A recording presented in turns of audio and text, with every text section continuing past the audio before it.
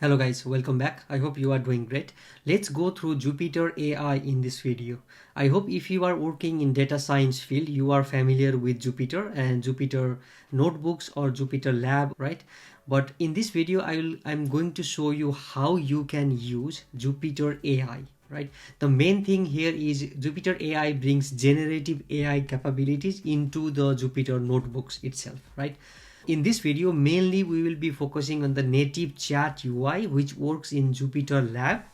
And then also I will show you how we can use the AI magic commands into Jupyter's. Mainly the AI magic command works in JupyterLab, Jupyter Notebook, Google Colab, VSCode, because you need to install a different package for that. But if you want to work both together, then you can just install Jupyter AI, and that install both Jupyter AI as well as the Jupyter AI magics. By the end of this video, you will learn how to use the chat UI of JupyterLab and also how you can use the Jupyter AI magic commands into the JupyterLab itself. Let's get started. Now let's go and install JupyterLab as well as Jupyter AI, right? First, navigate to your any folder in your local machine or wherever you prefer to do so.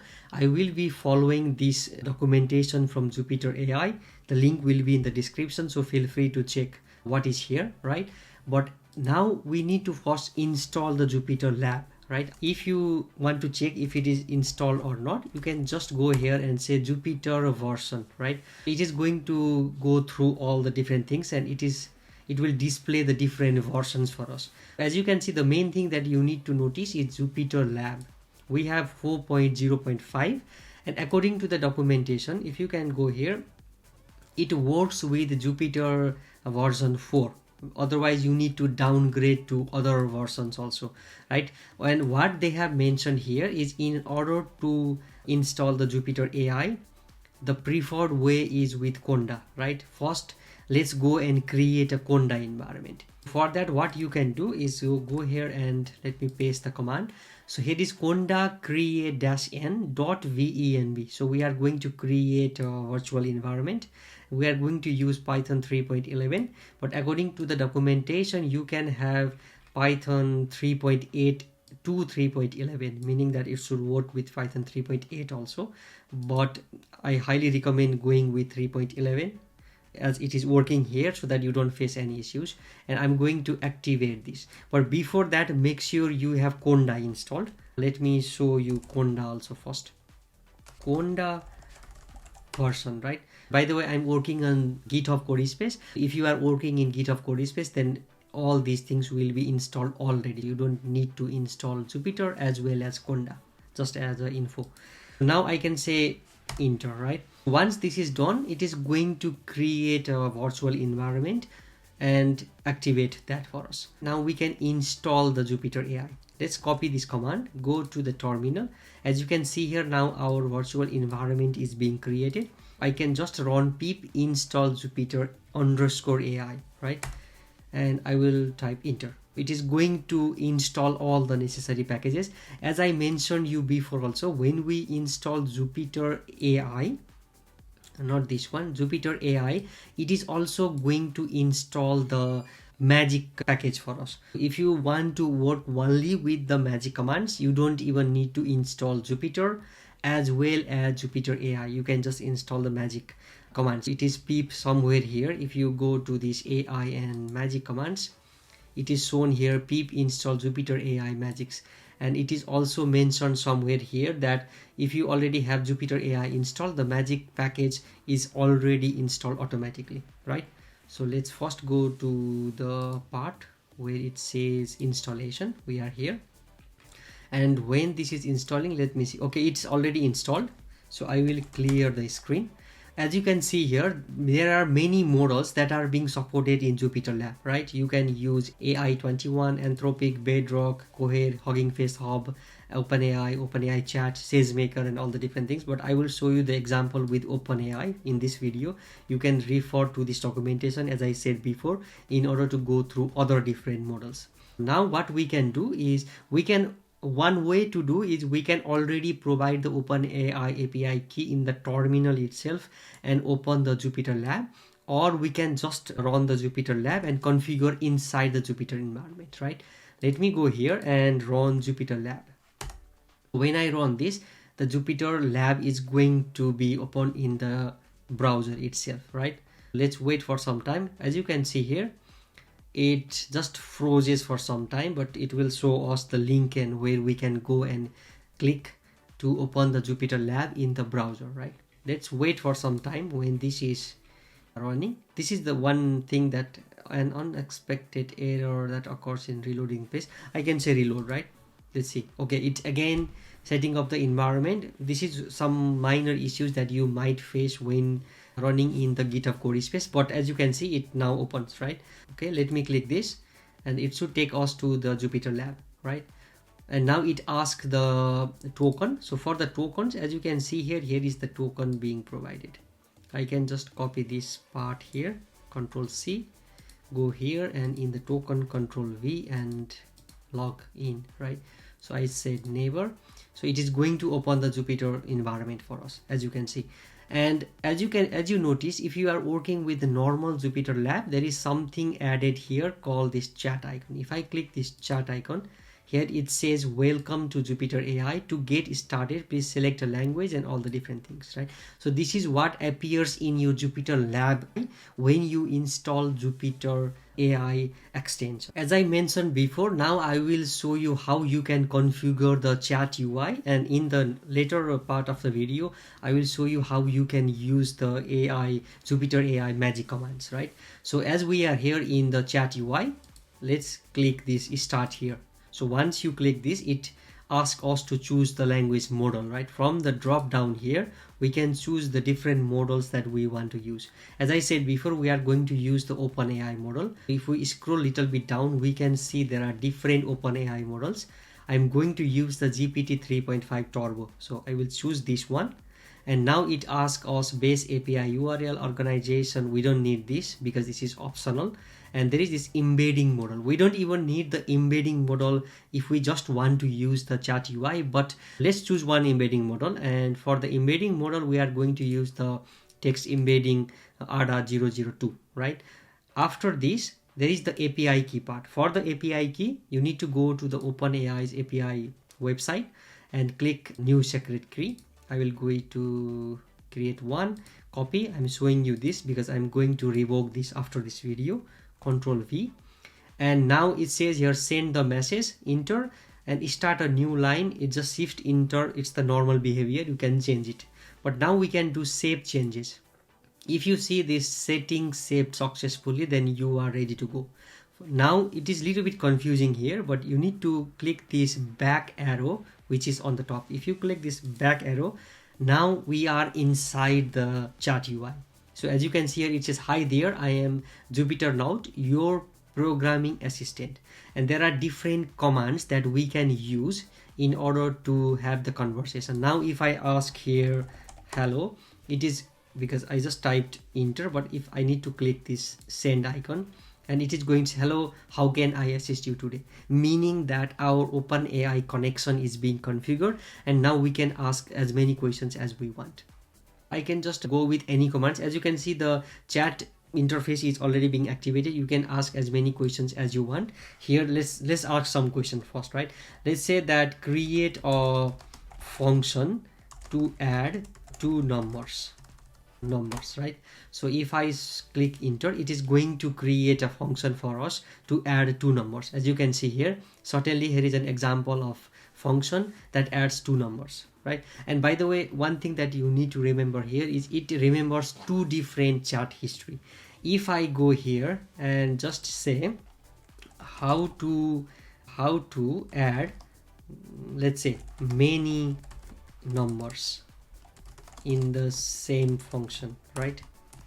I'm not particularly saying this function, but I'm just writing it something so that it remembers the previous one. And how to add many numbers in the same function, if I ask this question, it should provide me the same thing, right? Here it says, okay, total numbers and arguments. It is providing us that we can add as many numbers as we want here, right? You can even copy this to your clipboard and then you can paste wherever you want. That is how you can have the conversation here. This is the normal chat UI part. You can make this bigger just to have the clear view what it is presenting here, right? Now let me go and show you the generate part here. So what is generate? It says generate a Jupyter notebook from a text prompt, right? So what we can do now is the same question I asked in the beginning, right? Create a function to add two numbers. I will copy this, right? I will go here in ask Jupyter Note. It's quite nice name. What I can do is type generate and control V, the prompt that I want to create, right? So what it will do is create a notebook. Before executing this, let's go and see if there is anything here. We don't have any folders or files here, right? Now if we go to chat, I will ask this question here. What it is going to do now is create a notebook for me where it will show or where it will create a function to add two numbers. Here it says I have created your notebook and saved it to the location workspace code space function, right? And if you go and the name is two numbers, add two numbers. If you go to this same icon now, as you can see here, there is now a notebook being created for us. If we double click this and it says to choose the kernel, IPy kernel, I can say select. And now as you can see here, this is the same thing. It generated the notebook for us. Great, right? You can have a notebook being created. But the good part here is, let me just highlight this part of the code here. When I highlight this, as you can see here, it says include selection, right? And what I can go here in the ask part and say, what does this code do, right? This is really good when you want to debug something in your Jupyter notebook, right? Maybe let's say you are doing something and you are confused what to do, or there is a bug, you want to fix it, right? And here it says that, as you can see here, I said code space, what does this code do? It knows that we want this to be used here, and it says the code you provided defines a Python function called add numbers, and it defines all the different things, meaning that you don't now need to go to other third-party libraries or something. Yeah, of course it costs you some money to do this, but you can use Hugging Face or other things which are free in order to go through this, right? As you can see, it explains all the different things. And another thing is here I said, okay, add new numbers, right? What I can do also is, it's still selected, right? I can say replace selection also. And what I can do here is add third number to subtract, right? I can just say this and then enter.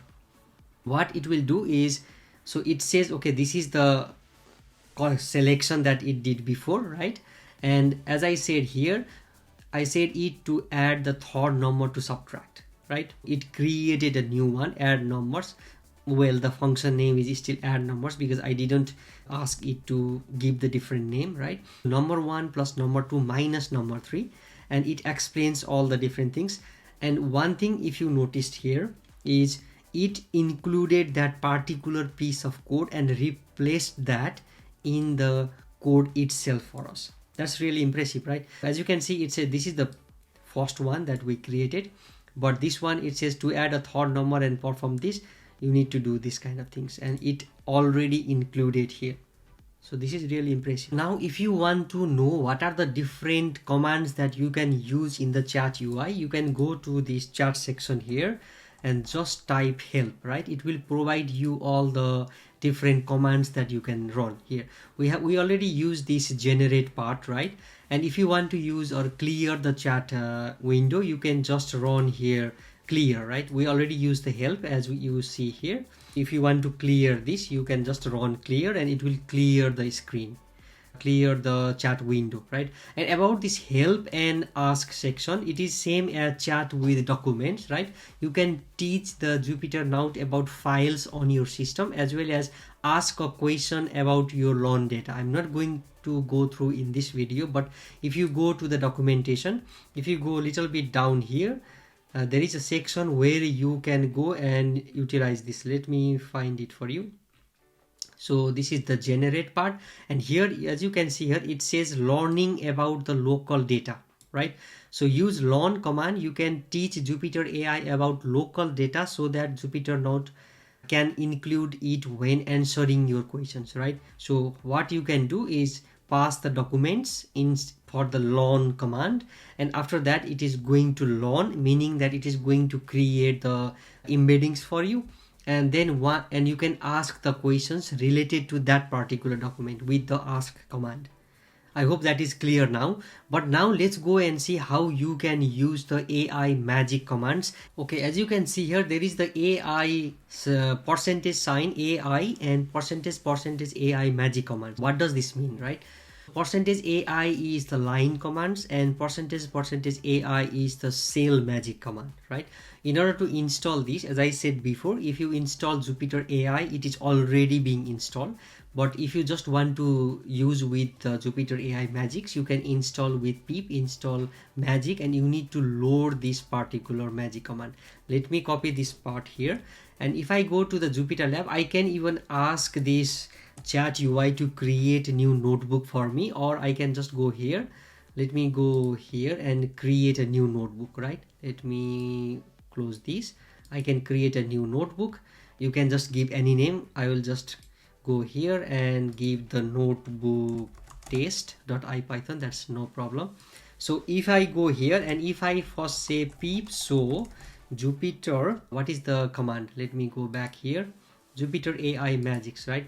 If you want to see if it is installed or not, right? AI magics. If you run this, it will show the magic Jupyter AI magics if it is installed, right?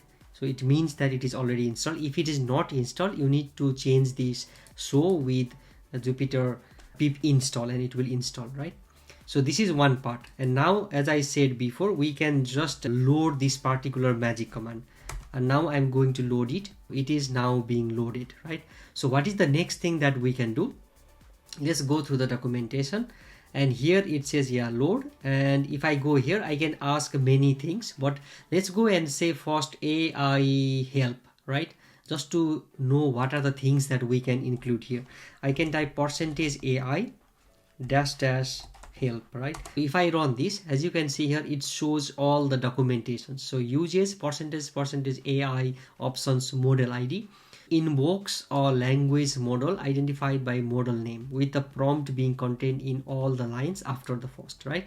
So there are different options that you can provide, and also uses percentage AI. So this is the uses of percentage AI, and this is the usage of percentage AI. Just you can, because there is the command delete, error, help, list, register, because this is the line command, right?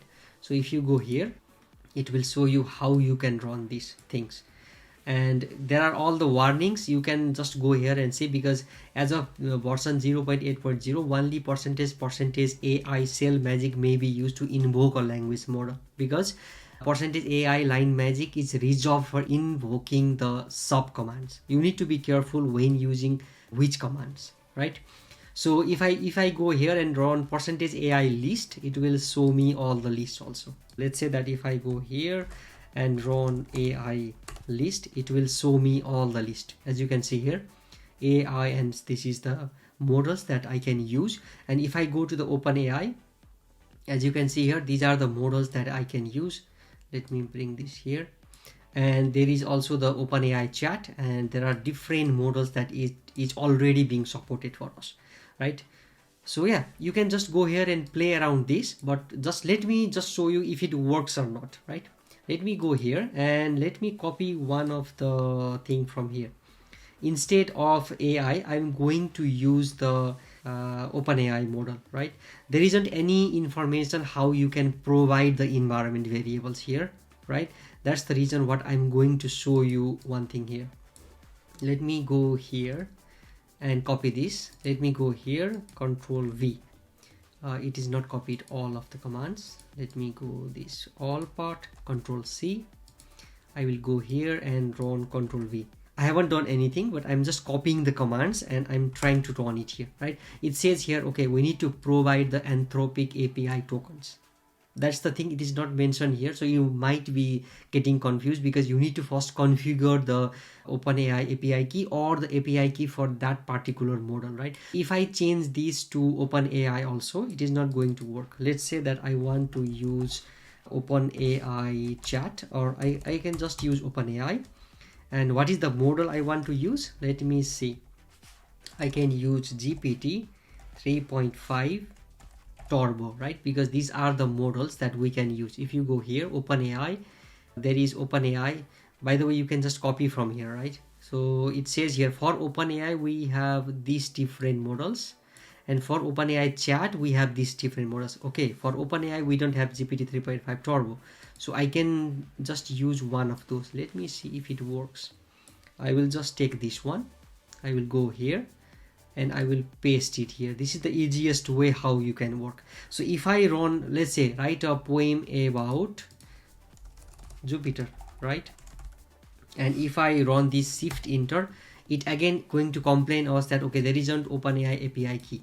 Why I'm showing you is this, because you might be thinking that we already configured the OpenAI API key in the chat, but we shouldn't configure this in the Jupyter Notebook. That's wrong. We need to provide this in both places because this is completely different thing from chat UI, right? We can just use the magic commands isolated from the chat UI. For that, what we can do, as it is mentioned here, we can pass the environment variables. I will copy this, I will paste it here and equals to sign, and I will go to the OpenAIs. I have the key here. I will go back here. I will just paste it here. I'm showing you the key again. I'm going to revoke this after I create this video. I will run shift enter. Now my environment variable is being provided, right? So if I go again and copy this particular code, and if I go here and run this, it should write a poem about Jupyter for us. So it is running behind the scene, and yeah, it says here, okay, a gift to the world of computing Jupyter, okay, something, right? This is the poem, meaning that I don't find in the documentation here how to provide the environment variables, or I missed somewhere.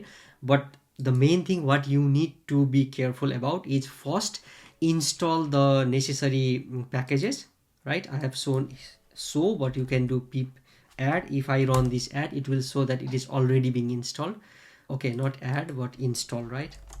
So if I run this, it will say it is already being installed, requirement already satisfied, right? And if you go down here, we need to load this, don't forget this part, and then you can just play around this to get as much information out of it already in the notebook itself.